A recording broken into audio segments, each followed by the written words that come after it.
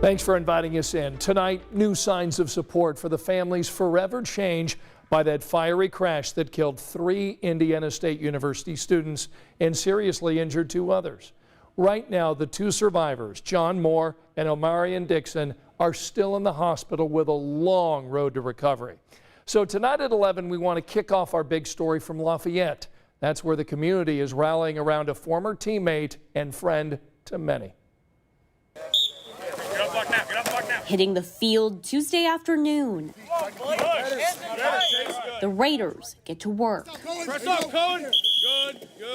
Football practice feels a little heavier today.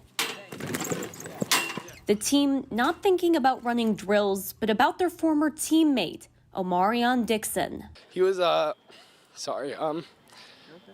was my brother, really.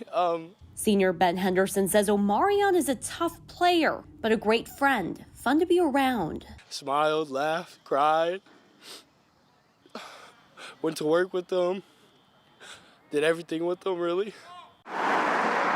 Over the weekend, Omarion was one of 5 ISU students involved in a fiery crash near Terre Haute early Sunday morning. Christian Eubanks, Jaden Musley, and Caleb Van Hoosier were killed. Omarion and John Moore were seriously injured. Coach Mallory called me at 8 o'clock in the morning on Sunday morning and said, I have some terrible news.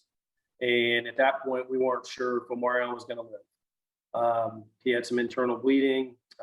He was scheduled for surgery at that time. Omarion's former coach, Terry Peebles, says he went to visit Omarion in the hospital, getting to see his former player improving, able to move a bit, and nearly smile. But Peebles says Omarion's road to recovery will be a long one. His life is going to be in the hands of surgeons and physical therapists and God for years. He is really, really beat up.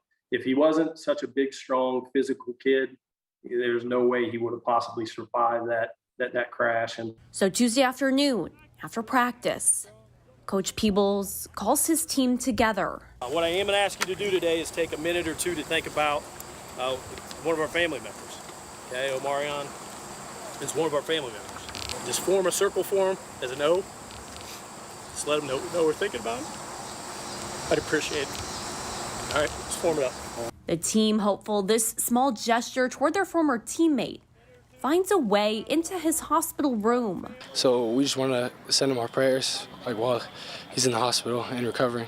Knowing that his football family will be here on the field, rooting for Omarion once more, this time on the road to recovery. Any way we can help him in his fight here to rehab and get better. And, Oh, on 3, 1, 2, 3. Oh. And go through some of the many surgeries he's going to have. We'll do whatever it takes. Omarion Dixon was one of 2 survivors in that crash. The other, John Moore, was able to share new details about that accident with police. In a report just released today, Moore told officers the students were traveling back from a house party at IU Bloomington and had been drinking. He also said the car was going 90 miles per hour when they went off a road, hit a tree, and the car caught fire. Both Dixon and Moore are in the first few days of recovery. And as this crash investigation continues, Dixon's parents tell us they're just grateful to see their son alive. I got so shaky and dropping things, my heart started hurting, and it's just like, Lord have mercy, what is this? And once I was able to be here, to lay eyes on him and to see him, it calmed me down a little bit. 2 broken legs and his arm is broke. His left arm, 2 broken feet, a laceration above his eyes, laceration under his eyes. He pretty banged up, but he's still here. He's fighting. Strong, and he's fighting. Strong, and he's ready to get out of the bed right now. Very emotional right now. Yeah. A lot of questions he wants to be answered that we don't think is the right time for it to be answered. But our spirits has been strong. We've been having a lot of love and support, so we've been holding on. Police credit 2 strangers for helping save Dixon and Moore's life after they pulled the students from the burning car. You can read the entire police report right now. We've got it posted on WTHR.com.